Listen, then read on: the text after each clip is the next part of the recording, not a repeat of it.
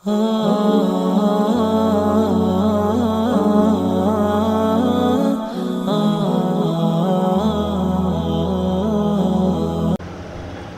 لله رب العالمين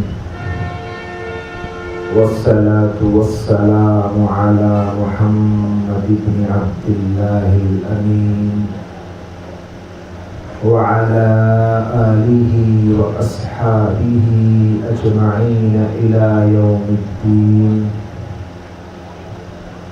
قال الله تبارك وتعالى في القرآن المجيد: فأعوذ بالله من الشيطان الرجيم. بسم الله الرحمن الرحيم. ولا تهنوا ولا تحزنوا وأنتم الأعلون إن كنتم مؤمنين. قال النبي صلى الله تبارك وتعالى عليه وسلم: الدنيا سجن المؤمن وجنة الكافر، أو كما قال عليه الصلاة والسلام. محترم و مکرم اسٹیج پر جلوہ افروز قابل قدر علماء کرام، محترم و مکرم عزیز بھائیوں اور پردہ نشین ماؤں اور بہنوں، السلام علیکم ورحمۃ اللہ وبرکاتہ۔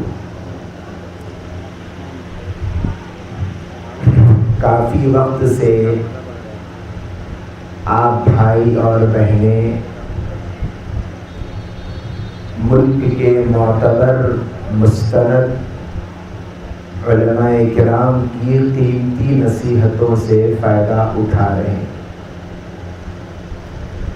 کافی دیر ہو گئی ہے، گرمی بہت زیادہ ہے، اس کے باوجود آپ اطمینان کے ساتھ بیٹھے ہوئے ہیں۔ دیکھ کر بہت خوشی ہو رہی ہے کہ ہندوستان کے ایک بہت ہی درمیان کے علاقے کے ایک ایسی بستی کے ایک ایسے مدرسے میں اتنا بڑا مجمع اللہ اور اللہ کے رسول صلی اللہ علیہ وآلہ وسلم کے دین کی نسبت سے بیٹھا ہوا ہے۔ یہ جو کچھ ہوا ہے یہ صرف آج کے ایک دن کی محنت نہیں ہے، اس کے پیچھے کتنے علماء کا خون پسینہ ہو چکا اور کتنے ذمہ داروں کی نیند اڑ چکی اور کتنے نوجوان مردوں اور عورتوں نے اپنا بہت قیمتی اثاثہ لٹایا ہے، تب اللہ نے اس منظر کو دکھایا ہے۔ اور اللہ کا یہی دستور اور قانون ہے کہ جو اللہ کے لیے کسی بھی درجے میں قربانی دیتا ہے اللہ اس کو قبول کر لیتا ہے۔ عنوان ذمہ داروں نے یہ دیا ہے کہ ملک کے موجودہ حالات میں مسلمانوں کی ذمہ داریاں کیا ہیں۔ دیکھیے، ملک کے جو حالات ہیں وہ اتنے مختصر نہیں ہیں کہ ایک دن میں ہم جان سکیں۔ کہیں پر معاشی مسئلہ ہے، کھانے اور پینے کا، روزگار کا مسئلہ ہے، کرپشن کا مسئلہ ہے، ملک میں آبادی کا مسئلہ ہے، ملک میں انسانوں کی زندگی گزارنے کا مسئلہ ہے، کہیں پر پینے کے پانی کا مسئلہ ہے، کہیں پر لوگوں کی سہولتیں نہ ہونے کی پریشانی ہے، بیسیوں مسائل ہیں۔ اتنے مسائل ہیں کہ ہم ایک بیٹھک میں اس کو گن بھی نہیں سکتے، اور ہمیں ان تمام مسائل سے کوئی مطلب بھی نہیں، ہمیں صرف ایک مسئلے سے مطلب ہے، اور وہ ہے اس ملک کی تاریخ میں انتہائی نازک موڑ کا مسئلہ، اور وہ مسئلہ پہلی مرتبہ اس ملک میں پیدا نہیں ہوا ہے۔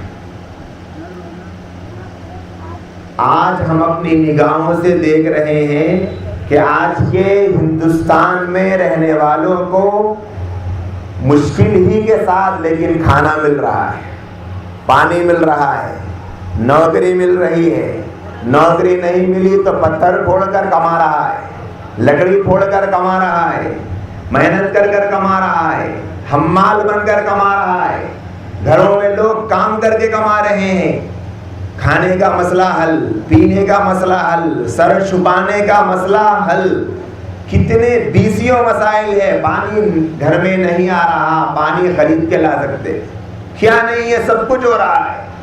آج اس ملک میں سب سے زیادہ جو سنگین مسئلہ، سب سے زیادہ خطرناک مسئلہ، سب سے زیادہ ڈینجر مسئلہ جو بنا ہوا ہے وہ مسلمانوں کے ایمان کے لٹنے کا مسئلہ ہے۔ آج اس ملک میں گھر محفوظ ہے، جائیداد محفوظ ہے، کوئی لینڈ گراور آ کر ہمارے گھر پہ قبضہ کر لے گا، کہیں پر کیس لڑیں گے، آج نہیں 2 سال بعد گھر مل جائے، ہماری جھوپڑی قبضہ کر لے گا، لینا آسان ہے، ہماری پراپرٹی کو قبضہ کر لے گا، لینا آسان ہے، پیسے پہ قبضہ کر لے گا، لینا آسان ہے، تھوڑی مشکل ہوگی۔ لیکن میرے دوستوں، آج اس ملک میں ایمان کا مسئلہ بڑا سنگین بنا ہوا ہے، بڑا سنگین بنا ہوا ہے، اور آج ہی نہیں بنا ہوا ہے، تاریخ اٹھا کر دیکھیں اس ملک کی ان ہزاروں سالہ تاریخ میں کئی موڑ آئے ہیں ایمان کو لوٹنے والوں۔ آج سے 450 سال پہلے مجدد الف ثانی اسی ہندوستان کی زمین پر آئے ہیں، اکبر نے دین الہی کا فتنہ کھڑا کیا، ایمان والوں کے ایمان کو لوٹا جا رہا تھا، ان کے سینوں سے نبی رحمت صلی اللہ علیہ وسلم کی محبت کو نکالا جا رہا تھا، انہیں نماز پڑھنا مشکل ہو گیا، روزہ رکھنا مشکل ہو گیا، حج کرنا مشکل ہو گیا، دین پر چلنا مشکل ہو گیا تھا۔ مجدد الف ثانی کھڑے ہوئے اور انہوں نے نبی رحمت صلی اللہ علیہ وسلم سے ملنے والی وراثت، نبوی وراثت سے فائدہ اٹھا کر اس دین اکبر کے اور دین الہی کے اس طلسم کو توڑ کر پاش پاش کر ڈالا تھا، اور یہ فتنہ تھما نہیں۔ پھر کچھ دن گزرے، 202 صدی گزرے، شاہ ولی اللہ محدث دہلوی نے ہندوستان کی زمین پر جو فتنہ اٹھا تھا اس کو بھی انہوں نے کچلا۔ پھر 1.5 صدی 2 صدی پہلے اس ہندوستان میں انگریز نے جو غلام بنایا ہے مسلمانوں کو، تو جن ہستیوں نے اس ہندوستان کی تاریخ میں اپنے خون کو رچایا اور بسایا ہے، وہ بھی علوم نبوت کے میراث ہیں، وارث ہیں، اور اس علم کے میراث کو حاصل کرنے والے وہ حجت الاسلام مولانا قاسم نانوتوی رحمت اللہ علیہ، مولانا رشید احمد گنگوئی رحمت اللہ علیہ، امداد اللہ مہاجر مکی رحمت اللہ علیہ، حسین احمد مدنی رحمت اللہ علیہ، انہوں نے اس ملک کی حفاظت کے لیے اپنی جان کو جوخم میں ڈالا، اور مسلمانوں کی حفاظت، اور کس چیز کی حفاظت بھائی؟ کھانے کی حفاظت نہیں، پینے کی حفاظت نہیں، مسلمانوں کے ایمان کی حفاظت کے لیے انہوں نے انگریز کی آنکھ میں آنکھ ملا کر ٹکر دی، اور کیا کیا بھائی؟ دارالعلوم دیوبند مدرسے کا قیام فرمایا۔ اگر وہ چاہتے تو کیمپ لگا کر مسلمانوں کے ایمان کو بچانے کے لیے جھوپڑیوں میں چھپا سکتے تھے، لیکن وہ آگے آنے والی تاریخ کو محسوس کر رہے تھے۔ جس سانپ نے آج سر اٹھایا ہے، ان کی نسلیں پھر سر اٹھائے گی۔ آج جن سانپ نے ہمارے مسلمانوں کے ایمان پر حملہ کیا، ان کی نسلوں میں وہ گندا خون دوڑے گا، اور ہمارے آنے والے ہمارے نبی کے امتیوں کے ایمان کو چوسے گی۔ اس کے لیے مدرسے کی بنیاد رکھی، اور وہ مدرسے کا جال آج پورے ہندوستان میں لاکھوں نہیں، لاکھوں سے زائد، اتنے لاکھوں کی تعداد میں ہے کہ ہم نہیں جانتے کتنے مدارس اس ملک میں۔ اس کا انعام کیا ملا؟ آج آپ یورپ جا کر دیکھ لیں، امریکہ جا کر دیکھ لیں، لندن میں دیکھ لیں، فرانس میں دیکھ لیں، جرمن میں دیکھ لیں، اسلام تو وہاں پر آپ کو نظر آئے گا، لیکن ہندوستان میں جیسے اسلام کی حفاظت ہے ویسی کسی ملک میں آپ کو نظر نہیں آئے گی۔ آج ہندوستان میں طوفان آ رہا ہے ایمان کو لوٹنے کا۔ یہ طوفان نہیں تو اور کیا ہے؟ ایک مسلمان راستے سے جاتا ہے، اسے پکڑ کر سڑک پر مارا جاتا ہے۔ ایک عورت راستے سے گزرتی ہے، اس کی عزت محفوظ نہیں ہے۔ ارے عورتوں کی تو چھوڑیے، 12 سال کی لڑکی کی عزت جس ملک میں محفوظ نہ ہو وہاں پر ایمان کیسے محفوظ ہوگا؟ 12 سال کی تو چھوڑیے، جس ملک میں 8 برس کی معصوم بچی کی عزت محفوظ نہ ہو اس ملک میں ایمان کی حفاظت کیسے ہو سکتی ہے؟ ارے 8 برس کی بھی چھوڑیے، جس ملک میں 8 مہینے کی بچی کی عزت محفوظ نہ ہو اس ملک میں ایمان کیسے محفوظ رہ سکتا ہے؟ کوئی ہے ڈاکٹر، کوئی ہے انجینئر، کوئی ہے پروفیسر، کوئی ہے IPS، کوئی ہے بڑے سے بڑے عہدے والا جو اس گندگی کو اس ملک سے پاک کرنے کی طاقت رکھتا ہو؟ کوئی نہیں ہے سوائے محمد الرسول اللہ صلی اللہ علیہ وسلم کے غلاموں کے۔ کسی میں یہ جرأت اور طاقت نہیں ہے کہ وہ اس طوفان کا مقابلہ کرے۔ جو علماء آج سے 500 سال پہلے، آج سے 300 سال پہلے ایمان بچانے کے لیے لڑ رہے تھے، آج بھی وہی علماء ایمان بچانے کے لیے لڑ رہے ہیں۔ آج لوگ سمجھ رہے ہیں ہندوستان میں معاش کا مسئلہ ہے، کھانے پینے کا مسئلہ ہے، نوکری کا مسئلہ ہے، مسلمانوں کو نوکری نہیں دی جاتی، عہدے نہیں دیے جاتے، پوسٹ نہیں دیا جاتا، اچھی ڈگریاں ہونے کے باوجود کام نہیں ملتا، اچھا پیسہ نہیں ملتا، مسلمانوں کی ترقی کو روکا جاتا ہے۔ سب اپنی جگہ ہے، ان سب سے ہمیں کوئی فرق نہیں پڑ سکتا، لیکن ہمارے ایمان کو لوٹ لیا جائے تو ہمارے پاس کچھ نہیں۔ ایمان کی دولت سے بڑی کوئی دولت نہیں۔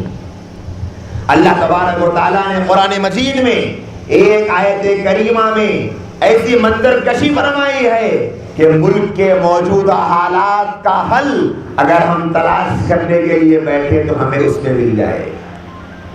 غزوہ احد کا میدان ہے، نبی رحمت صلی اللہ علیہ وآلہ وسلم کے صحابہ کا جمگٹا ہے، صحابہ اپنی جان لٹانے کے لیے بے چین ہیں۔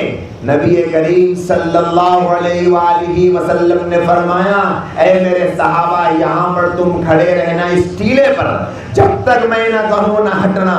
صحابہ دیکھتے ہیں کہ جنگ ختم ہو گئی، مسلمان جیت گئے۔ صحابہ میں مشورہ ہوا کیا کریں، کچھ نے کہا کہ ٹھہرو، کچھ نے کہا کہ ہٹو۔ صحابہ میں سے تھوڑے صحابہ ہٹے، اللہ نے جیتی ہوئی جنگ کو شکست میں تبدیل کر دیا، اور صحابہ نے جو جیتا تھا اس مقابلے کو 70 صحابہ شہید کر دیے گئے، اور خود نبی رحمت صلی اللہ علیہ وآلہ وسلم کے وہ دندان مبارک جس کے سامنے پوری امت کی قربان ہو جائے تو اس کا حق ادا نہیں کر سکتی، وہ شہید کر دیے گئے۔ صحابہ میں عجیب حال ہو گیا، ایک آواز لگی کہ دونوں جہان کے سردار صلی اللہ علیہ وسلم شہید کر دیے گئے۔ صحابہ کے قدم اکھڑ گئے، دشمن غالب آ گئے، دشمن کی تلوار صحابہ کے اوپر پڑ رہی، 70 صحابہ شہید ہو گئے۔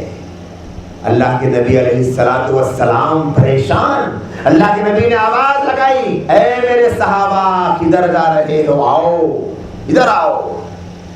صحابہ نے دیکھا کہ نبی رحمت باحیات ہے تو لوٹ کر آئے، لیکن جب تک 70 صحابہ شہید ہو چکے تھے۔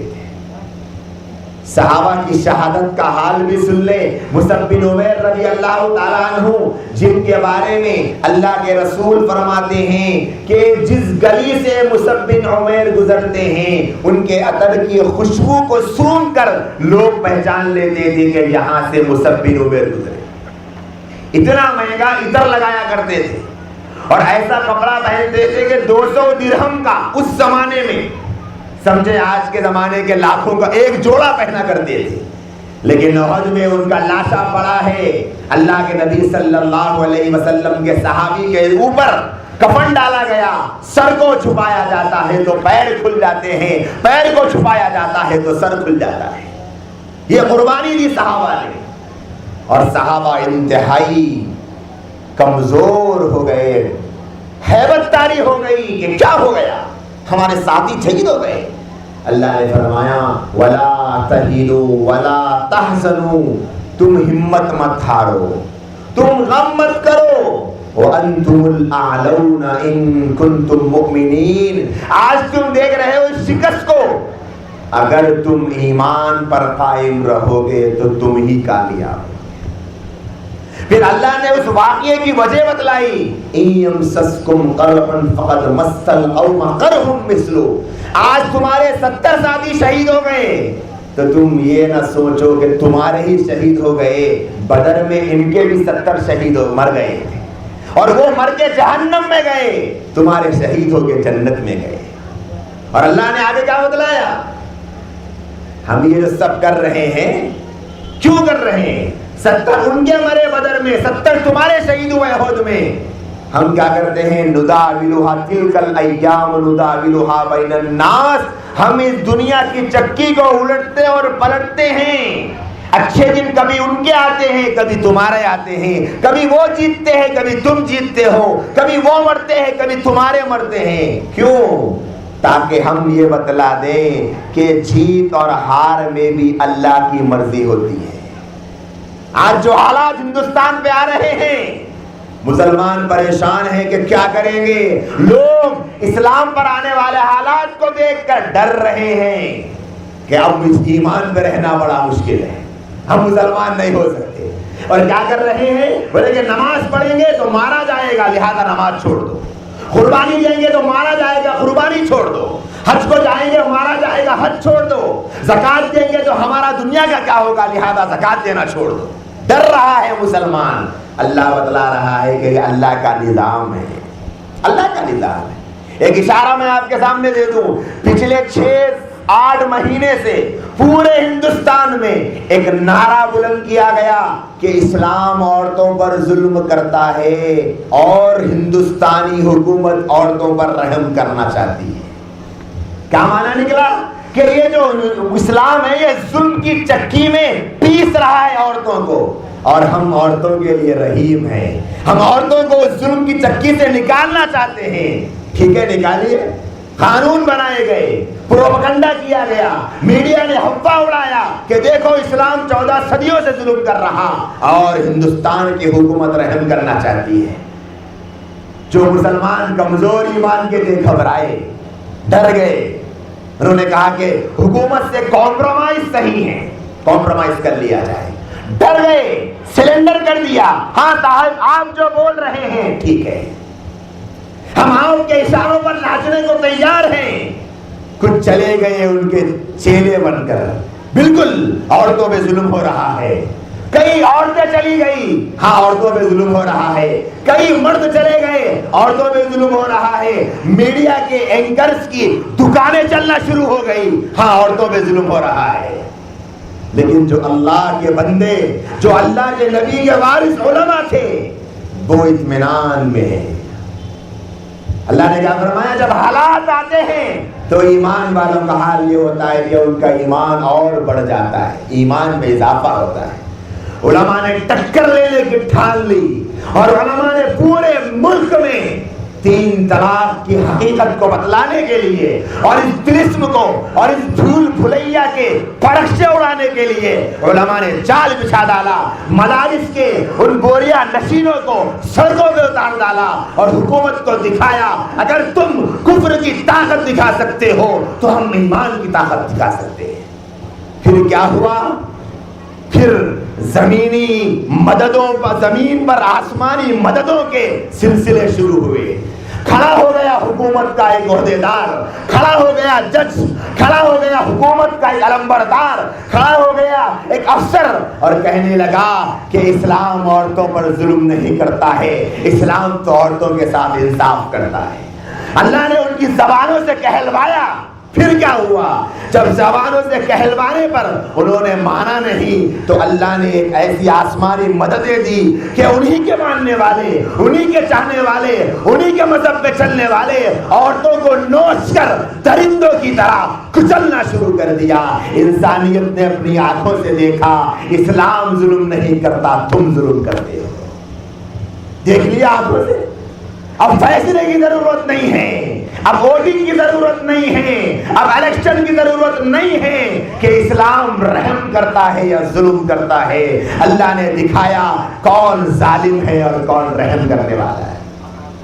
اور آج دیکھ رہے ہیں آنکھوں سے، آج خود اسلام کے دشمن یہ اعتراف کرتے ہیں کہ اسلام جو انسانیت سکھاتا ہے وہ کوئی اور مذہب نہیں سکھاتا.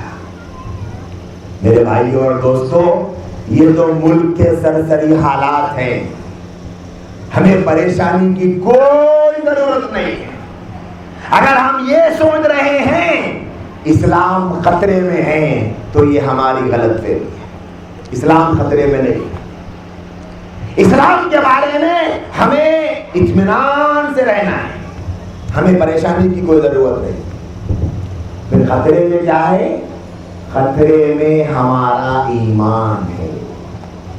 ہمارا ایمان خطرے میں ہے. اسلام خطرے میں ہے. اسلام کا محافظ اللہ ہے، اللہ حفاظت کرے گا. نہ آج تک اسلام کو کچھ ہوا، نہ قیامت تک ہو سکتا، بلکہ اور بڑھے گا اسلام، اور بڑھ رہا ہے.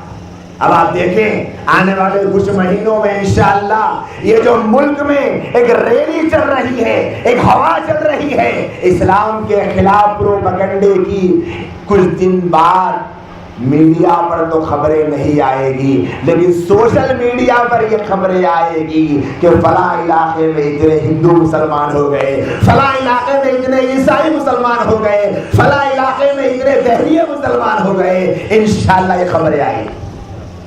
یہ خبریں آج امریکہ میں آ رہی، یورپ میں آ رہی، فرانس میں آ رہی، جرمن میں آ رہی، جاپان میں آ رہی، لندن میں آ رہی، ہندوستان میں بھی آئے گی. وہاں کیوں آئی؟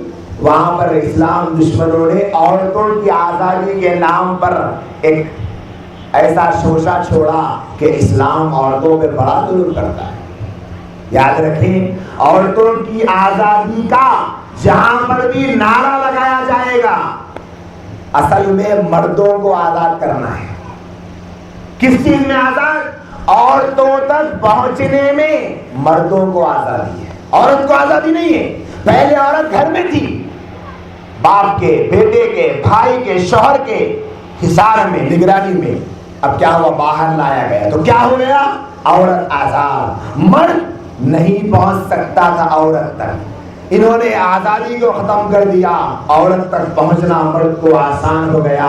آج دیکھ لیں یورپ اور بڑے بڑے ایسے ممالک ہیں جن کے اسکول میں جا کر ان کے بچوں کے ڈاٹا کو نکال کر دیکھیں تو ان کے فارم میں، ایڈمیشن کے فارم میں ان کی ماں کا تو نام ملے گا لیکن ان کے باپ کا نام نہیں ملے گا. تو کیا ہوا؟ جب ان لوگوں نے یہ دیکھا تو پھر اسلام کی طرف آنا شروع ہو گئے. اب جو حالات ملک میں ہیں اسلام کی طرف لوٹ کر لوگ آئیں گے. ہمیں پریشانی کی ضرورت ہے، ہمیں اپنے ایمان کو بچانے کی ضرورت ہے. آج ایمان خطرے میں ہے دوستو، آج ایمان خطرے میں ہے. پتہ نہیں کب کس کا ایمان لٹ جائے، پتہ نہیں کب کس کا ایمان چھن جائے. آج اس ملک میں اگر کوئی سب سے بڑا مسئلہ ہے ہمارے ایمان کی حفاظت کا مسئلہ ہے. ہم کو کرنا کیا ہے ان حالات میں؟ وہ باتیں میں نہیں کروں گا جو ہم کرتے ہیں. ہم کو کیا نہیں کرنا ہے وہ ہم جانتے نہیں ہیں. لوگ سمجھ رہے ہیں کہ فیس بک پر فوٹوز لے کے ڈال دو ہمارا ایمان بچ جائے گا، واٹس ایپ پر میسج بھیج دو ایمان بچ جائے گا، سوشل میڈیا کا استعمال کر لو ایمان بچ جائے گا. ایمان بیانات کے شیئر کرنے سے نہیں بچے گا، ایمان بیانات کو لائک کرنے سے نہیں بچے گا، ایمان سوشل میڈیا پر ملک کے حالات کو بتانے سے نہیں بچے گا. ایمان تو بچے گا ایمان کی محنت کرنے سے، جیسے صحابہ نے کی تھی، جیسے نبی علیہ السلام نے کی تھی، اپنے صحابہ کو سکھائی تھی. میرے دوستوں اور میری بہنوں، آج اصل مسئلہ ایمان کا ہے، محنت کرنی پڑی. سب سے پہلی چیز جو میں آپ کے سامنے مختصر وقت میں کہنا چاہتا ہوں وہ یہ ہے کہ آج اگر کسی کا ایمان سب سے زیادہ خطرے میں ہے تو وہ ہمارے بچوں کا ایمان خطرے میں. آج ہم جانتے ہیں جو MBBS بنے ہوئے ہیں، ڈاکٹر بنے ہوئے ہیں، انجینئر بنے ہوئے ہیں، وکیل بنے ہوئے ہیں، ججز بنے ہوئے ہیں، IPS اور AIS آفیسر بنے ہوئے ہیں، آج ہمارے مسلمان خوش ہیں کہ ماشاءاللہ مسلمان بڑے بڑے عہدوں میں بیٹھ رہا ہے، لیکن افسوس کے ساتھ یہ کہنا پڑتا ہے وہ مسلمان کا نام تو رکھتا ہے لیکن اس کے اندر اسلام بھی ہے، ایمان بھی ہے۔ وہ کیا ایمان اور اسلام کی ترجمانی کرنے کی طاقت رکھتا ہے؟ نہیں صاحب، وہ جس اسکول میں پڑھا ہے، وہ جس درسگاہ سے درس لیا ہے، وہاں پر اس کے ایمان کو کچل دیا گیا، اس کے ایمانی حرارت کو ختم کر دیا گیا۔ اب اس کا نام تو مسلمان کا ہے لیکن وہ مسلمانوں کے لیے کچھ کر نہیں پا رہا ہے۔ اب کیا ہوگا؟ اب کچھ نہیں ہوگا، ان کا چھوڑ دو، اب جو ہماری نسلیں ہیں ہم ان کو نکھار سکتے ہیں، ان کو بنا سکتے ہیں۔ اور بچوں کی تربیت میں جتنا میں کہنا چاہتا ہوں معذرت کے ساتھ ماؤں کی ذمہ داری ہوتی ہے اتنی کسی اور کی نہیں۔ دوسری طرف یہ بھی کہوں گا باپ کی بھی ذمہ داری ہوتی ہے۔ ہمارے معاشرے میں مردوں کا حال تو یہ ہے کہ اماں دیکھ لے رہی نا بچے کو، میں کہیں کو دیکھنا جی، میرا کام پھترے پھوڑنا، نوکری کرنا، کام میں جانا، پیسے کما کے لانا، روٹی لانا، کپڑا لانا، اتنا کر رہا ہوں نا، بچوں کو میں دیکھنا۔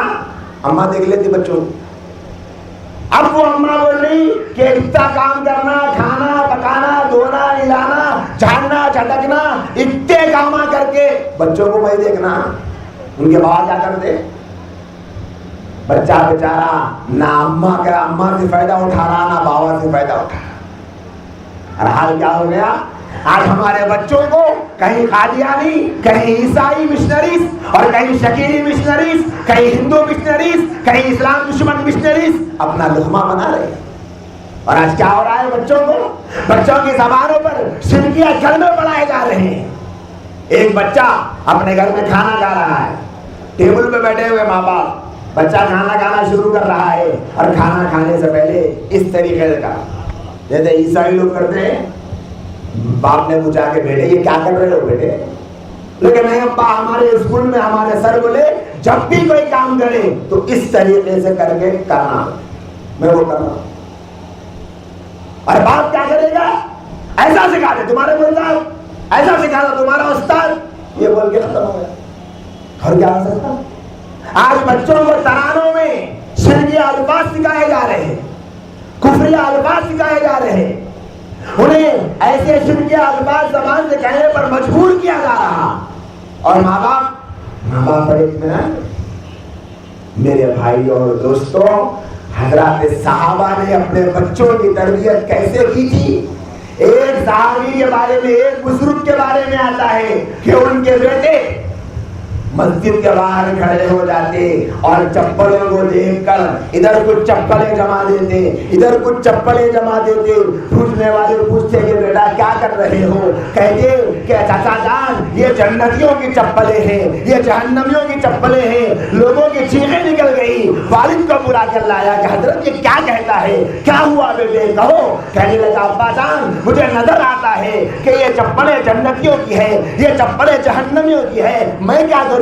پریشان ہو گئے، بیٹے کو بلایا، گھر کے پاس میں معلوم کروایا کہ کہیں پر یہودی کا گھر ہے، ایک پیالہ پانی کا منگوایا، یہودی کے گھر کا پانی اس کو پلایا۔ بتا بیٹے اب تجھے کیا نظر آتا ہے؟ بیٹے نے کہا ابا مجھے کچھ نظر نہیں آتا۔ یہودی کے گھر کا ایک پانی کا پیالہ پینے سے اللہ نے وہ طاقت چھین لی۔ آج جن کے بچے یہودیت اور عیسائیت کی تہذیب اور کلچر میں ڈوب چکے ہو، ان کے ایمان کا کیا ہوگا؟ آج ہے ماں باپ کو فکر؟ ذرا تصور کر کے دیکھیں آج ہماری نسلیں کہاں جا رہی ہیں، آج ہمارے بچے کہاں جا رہے ہیں، آج ماؤں کی کوکھ سے دنیا میں آنے والے بچوں کا حال کیا ہے؟ ایک ماں کہہ رہی ہے کہ میرا بچہ بہت ستاتا ہے بھائی صاحب، 6 مہینے کا ہے، خاموش کیسے بٹاتے ہیں؟ اس کے ہاتھ میں اسمارٹ فون دے دیتی ہوں، کھیلتے کھیلتے خاموش بڑھ جاتا ہے۔ یہ حال ہو گیا میرے بھائیو آج۔ اور ہم کون ہیں؟ ہم اولیاء کا نام لینے والے کہ خواجہ معین الدین چشتی اجمیری ہمارے بزرگ ہیں، بالکل ہمارے ہی بزرگ ہیں، لیکن اس بزرگ کی زندگی کا حال کیا تھا؟ ایک دن آئے دہلی سے، بڑے خوش ہیں، اماں جان پوچھتی ہے بیٹا کیا بات ہے، آج چہرہ کیوں چمک رہا؟ کہنے لگے امی خوش کیوں نہ ہوں، آج اللہ نے میرے ہاتھ میں 90 لاکھ مسلمانوں کو توبہ کی توفیق دی اور 7 لاکھ غیر مسلموں کو اسلام کی توفیق دی۔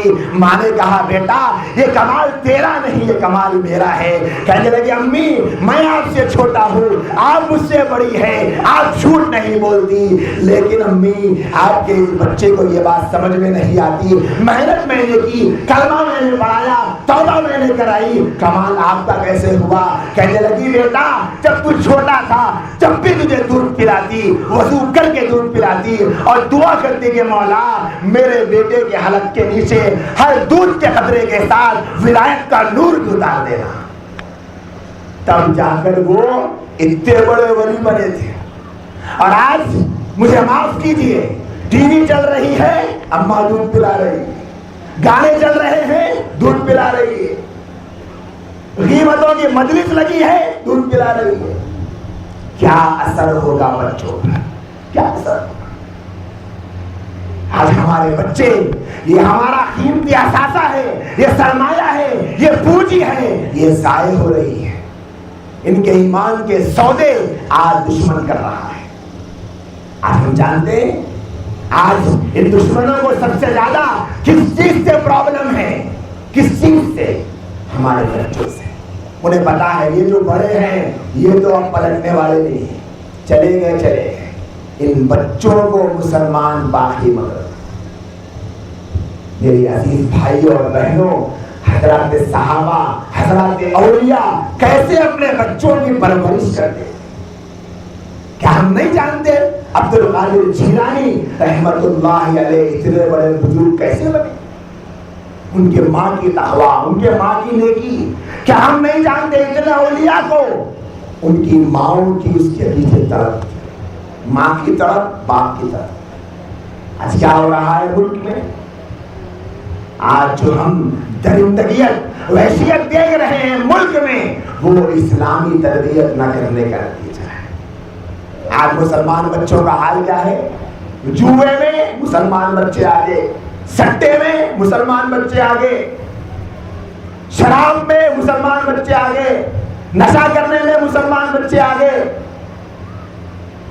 سب کی بات نہیں کر رہا، بعض بچے بہت شریف بھی ہیں، لیکن عمومی حال یہ ہے، اخبار اٹھا کر دیکھ لیں، اتنی بڑی تصویر ہوگی کہ اتنا بڑا کرائم کیا گیا، چوری کی گئی، کون کرنے والے ہیں؟ صاحب مسلمان بچے۔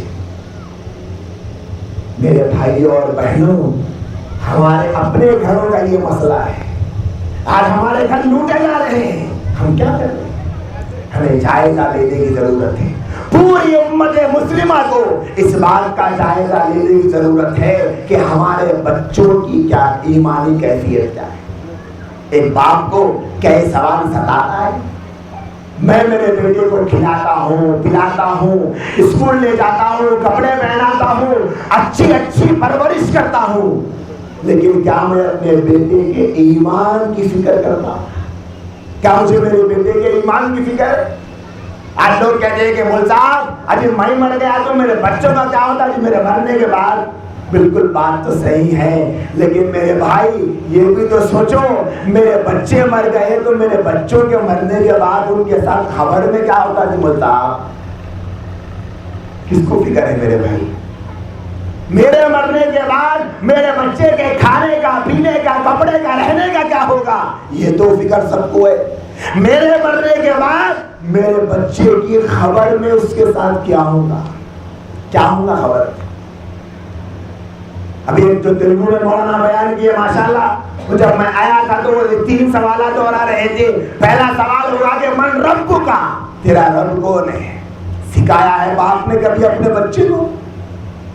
کتنے باپ ہیں جن کے پاس ٹائم ملتا ہے اپنے بچوں کے ایمان کے بارے میں سوچنے کا؟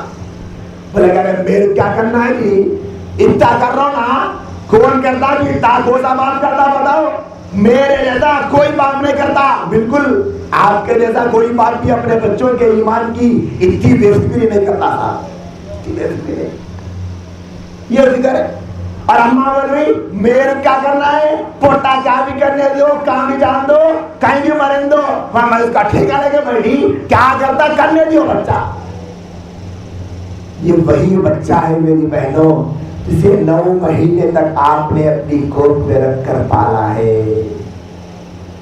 آپ نے اپنا خون دیا ہے, اپنی غذا دی ہے, آپ کی ہڈیوں کی طاقت آپ کے بچے کو ملی ہے, آپ کے جسم کی قوت آپ کے بچے کو ملی ہے, آپ کی آنکھوں کی روشنی آپ کے بچے کو ملی ہے, آپ کے گانوں کے سننے کی طاقت آپ کے بچوں کو ملی ہے, آپ کے بولنے کی طاقت آپ کے بچوں کو ملی ہے. 9 مہینے تک آپ نے خون جگر سمجھ کے اسے اپنی گود میں پالا ہے. کیا اسی دن کے لیے پالا ہے؟ گھر میں ایک چھوٹا سا جھاڑ لگانا لے, جھاڑ لگاتے نا بھائی, مر چلنے والے کیا بھی لگاتے, جھاڑنے لگاتے, ارے بولتے نہیں کہا بھائی لگا دینا. چھوٹا جھاڑ لگا دیے, اگر کوئی مہمان آ کے جھاڑ کو کھینچنے گیا, کھینچ دیا, دم نکل جاتا عورت کا. ارے اتنی محنت سے لگائی تھی, 6 مہینے ہو گیا تھا, صبح شام پانی ڈال کے اتنا بڑا کری تھی, توڑ دیتے جھاڑ کو ایسی. میری بہنوں اس جھاڑ کی کیا حیثیت ہے آپ کے بچے کے ساتھ؟ 9 مہینے آپ نے ایک ایک پل کی تکلیف کو برداشت کیا. آپ بھوکی رہی, آپ کو راتوں میں نیند نہیں آتی تھی. آپ کا بچہ جب آپ کی پیٹ میں تھا آپ تڑپ جاتی تھی, اماں اماں کہہ کر آپ کی زبان سے سسکیاں نکلتی تھی اسی بچے کے لیے. اور آج یہ بچہ اب حوالے کر دیے کافروں کے, کیا کرتے کرو جاؤ. میری بہنوں کیسے ہوگا؟ فکر کرنا پڑے گا اپنے بچوں کے ایمان کی, ایمان کی فکر کرنا پڑے گا اپنے بچوں کی. اگر یہ ایمان کے ساتھ چلے گئے تو یہ جنتی ہے. اسی غزوہ احد کے واقعے میں دشمنوں کے لشکر سے آواز آئی, اے مسلمانوں, بدر میں ہمارے 70 مارے گئے, احد میں تمہارے 70 مارے گئے, بدلہ برابر ہو گیا, برابر ہو گیا بدلہ. کیا ہونا چاہیے تھا؟ 70 کا آنکڑا سمجھتے ہیں نا بھائی, 70 مسلمانوں کے 70 کافروں کے, دونوں برابر ہو گئے. لیکن حضرت عمر کا ایمان پھڑکا, کھڑے ہو گئے اور کہنے لگے اے کافروں, 70 تمہارے اور 70 ہمارے برابر نہیں ہو سکتے. کافروں نے کہا اے عمر کیا ہو گیا, کیا تجھے 70 کا حساب بھی نہیں آتا؟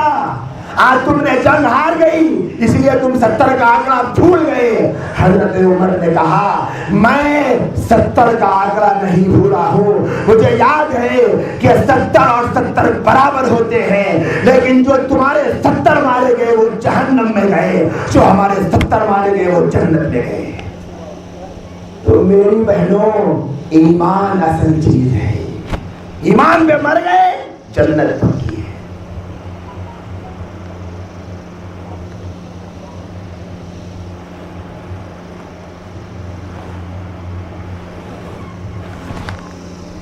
اگرچہ احد کے میدان میں پھر حضرات صحابہ کو کامیابی مل گئی تھی, لیکن میرے بھائی اور بہنوں اللہ نے بتلایا اگر تم ہار جاؤ, اگر تم تھوڑی دور کے لیے ایسے لگو کہ تم پر ظالم مسلط ہے, ڈرو مت, ایمان پہ باقی رہو گے تم کامیاب ہوگے. آج ایمان پہ بچانے کی ضرورت ہے. یہ جو مدارس اسلامیہ ہیں, میں آپ کے سامنے کیا کہوں, آج ہمارا حال کیسا ہے بتاؤں. ایک چھوٹا سا مثال دے دیتا ہوں. ایک آدمی بکری کا بچہ لے کر بیٹھا ہوا ہے, لیکن کیا کر رہے میرے بھائی, بولے کہ بہت اچھا بچہ ہے بکری کا, بہت پیارا ہے, بہت خوبصورت ہے, بہت اچھی ٹانگیں ہیں, بھاگتا بھی اچھا ہے, مجھے بڑا اچھا لگتا ہے. بولے وہ رو کیوں رہا ہے, چیخ کیوں رہا ہے, کہنے لگا کہ بھوکا ہے. تو کھلا دینا میرے بھائی. بولے کہ نہیں کھلاؤں گا نہیں. کیا کروں گا, کھلاؤں گا نہیں. بکری کا بچہ پسند ہے, اچھا ہے, چاہتا ہے, پیار کرتا ہے, سب کچھ ہے, لیکن کھلائے گا نہیں. یہی حال آج مسلمانوں کا ہو گیا.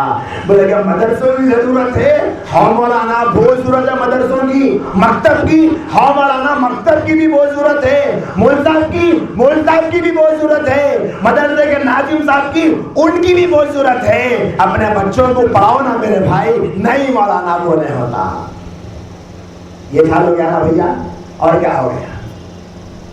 مدرسوں سے محبت ہے, تعلق رکھنا چاہتے ہیں, ضرورت بھی چاہتے ہیں, پیار بھی کرتے ہیں, لیکن بچوں کو پڑھانے کو تیار ہے. آج میں آپ کے سامنے جو بیٹھا ہوا ہوں, کس وجہ سے؟ اگر میرے ماں باپ مجھے ڈاکٹر بنا دیتے یا انجینئر بنا دیتے تو میں آپ کے سامنے نہیں آتا. اللہ جزائے خیر دے میرے ماں باپ کو, انہوں نے مجھے بھی اسی مدرسوں میں پڑھایا تو اللہ نے آج مجھے آپ کے سامنے بٹھایا ہے. میں آپ کے سامنے دین کی بات کر رہا ہوں. میں وہی کہہ رہا ہوں جو مجھے ملا ان مدرسوں سے. ان مدرسوں میں ایمان کی حفاظت کا راستہ ہے, ایمان کی حفاظت کا راستہ ہے. لوگ کہتے ہیں کیا ہوتا اجمل صاحب حافظ بنے تو کیا ملتا جی؟ 500 روپے. کیا ہوتا جی 500 روپے میں؟ ارے وہ 500 روپے ملنے والے حافظ کو کبھی بھی بھوکا نہیں دیکھیں گے. اور میں آپ کو مہینے کو 50,000 کمانے والے کو پریشان دکھا سکتا ہوں. انہیں 50,000 کمانا بیچارہ لیکن پریشان. صاحب کوئی سائیکل پہ, کوئی 2 ویلر پہ, کوئی گلی میں, کوئی گھر میں, کوئی بستی میں, کوئی مدرسے میں دیکھنے میں دکھا کیسے رہتے ہوئے مول صاحب پریشان حال, لیکن اندر سے سکون کی زندگی. یہ زندگی کہاں ملے گی؟ یہ زندگی ان مدرسے کی جھوپڑیوں میں ملے اور کہیں نہیں ملے. ان مدرسوں کی چٹائیوں پر پڑھنے والے بچوں کو اللہ وہ سکون دیتا ہے جو سکون وقت کے بادشاہوں کو نہیں ملتا ہے. وہ سکون ملتا ہے. اور ان مدرسوں کی برکت سے جو لوگ دین سے جڑ جاتے ہیں اللہ ان کی زندگی میں بھی یہی سکون دیتا ہے.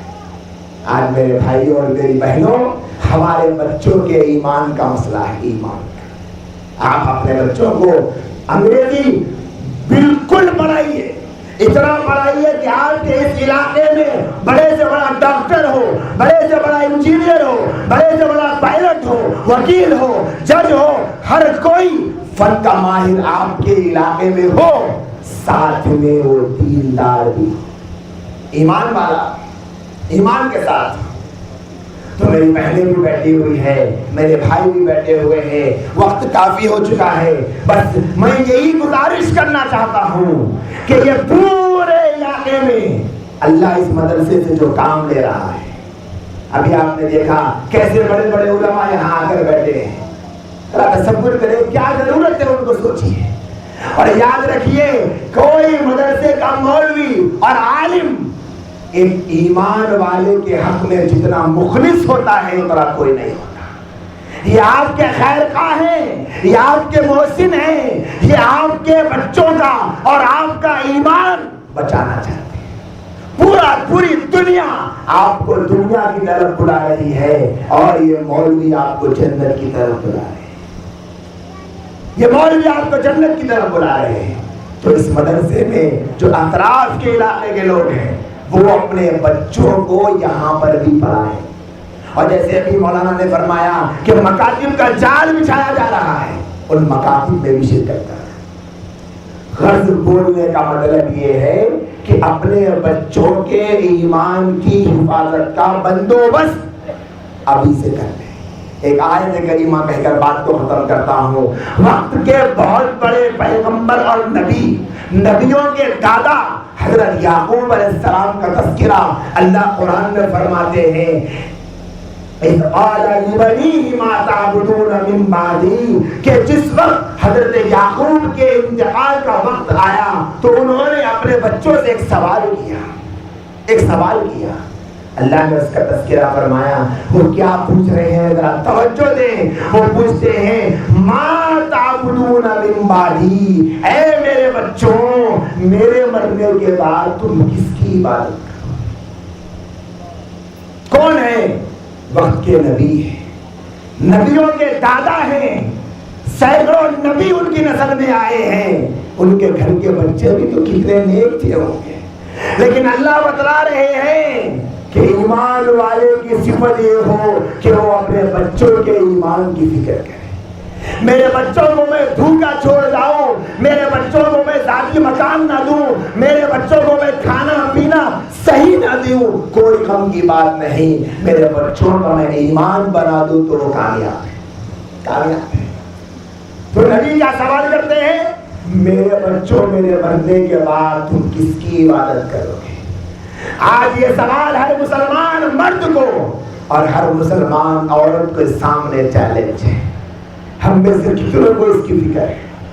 کتنوں کو فکر ہے؟ کتنے ہم میں ایسے ہیں جو راتوں میں اٹھ کر اپنے مولا کے سامنے روتے ہیں, اے میرے اللہ میں اب بوڑھا ہونے جا رہا ہوں, میری ہڈیاں کمزور ہو رہی ہے, میری جوانی کا اٹھان ختم ہو رہا ہے, اگر میں مر جاؤں تو میرے بچوں کے ایمان کا کیا ہوگا؟ کیا ہوگا میرے بچوں کے ایمان؟ کتنی بہنیں ہیں جن کے دوپٹے بھیگ جاتے ہیں اپنے بچوں کا سوچ کر, وہ روتی ہے کہ میرے اللہ میرے بچوں کے ایمان کا کیا ہوگا؟ میرے رب میرے مرنے کے بعد میرے بچے ایمان پر رہیں گے یا نہیں رہیں گے؟ کتنی مائیں روتی ہیں.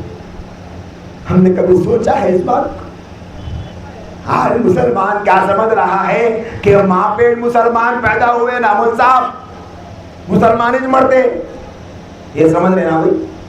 اماں کے پیٹ سے مسلمان پیدا ہوئے, خبر کے پیٹ میں مسلمان ہی چاہتے, ہمارے کو کون ہٹاتا تھی مسلمان ہونے سے؟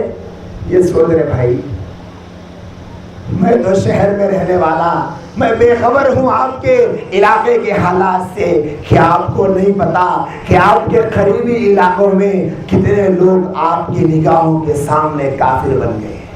کیا آپ کو نہیں پتا؟ کیا علاقوں میں آپ نہیں جانتے کتنے قادیانیوں نے ہمارے معصوم مسلمان بھائیوں کے ایمان پر حملہ کر کے انہیں کافر بنا ڈالا؟ کیا نہیں پتا؟ اگر وہ قادیانی کا شکار ہو سکتے تھے تو ہم کیوں نہیں ہو سکتے؟ ان کی جگہ ہم بھی تو ہو سکتے تھے نا. اللہ نے ہم کو بچایا, اللہ کا احسان ہوا, اللہ کا انعام ہوا, اللہ نے کرم کیا ہم پر, تو ہماری ذمہ داری کیا بنتی ہے؟ ہم اس ایمان کی حفاظت کریں, اپنے ایمان کو بچائیں میرے دوستوں. اور آج پوری دنیا ہمارے ایمان کی دشمن ہے, یاد رکھیے پوری دنیا ایمان کی دشمن ہے. اللہ قرآن میں فرماتا ہے لَتَجِدَنَّ أَشَدَّ النَّاسِ عَدَاوَةً لِلَّذِينَ آمَنُوا الْيَهُودَ وَالَّذِينَ أَشْرَكُوا, تم اپنے ایمان کے سب سے بڑے دشمن یہودیوں کو اور مشرکوں کو پاؤ گے. کس چیز کے دشمن؟ ایمان کے دشمن. اور آج ہمیں کیا اچھا لگ رہا ہے؟ یہودیوں اور مشرکوں کا کلچر اچھا لگ رہا ہے. آج عورت کو پردہ پسند نہیں آ رہا, مرد کو نماز پڑھنے کے لیے دل نہیں چاہ رہا ہے. اللہ کے نبی نے فرمایا ایک کافر اور ایک ایمان والے کے بیچ جو فرق کرنے والی چیز ہے وہ نماز ہے. اذان ہو گئی, ایک ہندو بھی پتھر پڑ رہا ہے, مسلمان بھی پتھر پڑ رہا, دونوں میں کچھ فرق ہی نہیں ہے. انہیں بھی کام کرتے بیٹھا, انہیں بھی کام کرتے بیٹھا, دونوں اٹھتے نہیں ہے. فرق کیسا ہونا؟ انہیں مسلمان انہیں ہندو بول کے کیسا ہونا فرق؟ انہیں کھیتی باڑی میں کام کرتا ہے اور دوسرا بھی کام کرتا ہے, اذان ہو گئی, دونوں بھی کام میں تھے, کیسا معلوم ہونا؟ امام مالک رحمۃ اللہ علیہ فرماتے ہیں میرے گھر کے سامنے ایک لوہار تھا. لوہار کا مطلب سمجھتے نا, لوہے سے پھوڑنے والا لوہار تھا. میرے سے پہلے اس کا انتقال ہو گیا. میں خواب میں دیکھا کہ جنت میں ہے, مزے میں پریشان ہو گیا. اس کی گھر والی کو پوچھا کیا بات ہے اماں, تمہارے شوہر ایسا کیا کام کرتے تھے جس کے واسطے انہوں اتنے بڑے مقام میں ہیں؟ بولے کہ حضرت کچھ بھی ایسا کام تو نہیں کرتے تھے, لیکن لوہا استعمال کرتے, کلاڑی چلاتے تھے. ایسا کلاڑی اٹھائیں, اذان کی آواز کان میں سنتے تو کلاڑی چھوڑ دے.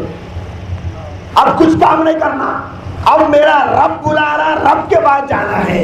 حضرت امام مالک نے فرمایا تیرے اللہ کو تیرے شوہر کی یہی ادا پسند آئی کہ اللہ نے اسے جنت دی.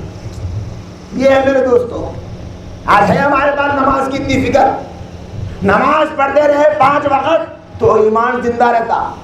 اللہ کے نبی فرمائے ایک آدمی نہر پہ بیٹھ کے 5 وقت ہاتھ دھو رہا, 5 وقت, تو کیا ہوتا؟ اس کے ہاتھوں میں گندگی کچھ بھی نہیں رہتی. ایسی جگہ آدمی 5 وقت نماز پڑھا تو اس کا ایمان پکا ہے. ابھی ایک مولانا کتنی اچھی باتیں فرما کر گئے ہم سے پہلے, ہمارے اکابرین میں سے ہے, قرآن سے اپنا تعلق جوڑو, قرآن سے اپنا تعلق. ایسے ایک اللہ والے انتقال کر گئے, ان کو کسی نے جنت میں دیکھا, پوچھا گھر میں جا کر کیا کرتے تھے, بولے کچھ نہیں کرتے تھے, قرآن پڑھنے آتا تھا, نہیں آتا تھا. پھر کیا کرتے تھے کچھ تو بتاؤ. بولے کہ قرآن تو پڑھنے نہیں آتا تھا, قرآن لے کے بیٹھتے تھے, انگلی پھراتے تھے خالی آیت کو. معلوم نہ انگلی پھرانا, قرآن کھول کے قرآن کی آیت پہ انگلی پھراتے جاتے بس. اور کیا کہتے, اے اللہ میرے کو نہیں معلوم اس میں کیا ہے, میرے کو پڑھنے نہیں آتا, لیکن اے اللہ اس میں جو لکھے ہوا ہے حق ہے, سچ ہے. میرے اللہ تم جو بول رہے وہ سچ ہے, میرے کو یقین ہے اس کے اوپر. اللہ نے اسی پہ مغفرت کر دی. کیا ہم اتنا بھی نہیں کر سکتے؟ کام سے آگے بس قرآن کو وضو کر کے ہاتھ لگا لیے میرے بھائی, اس میں بھی ثواب ہے.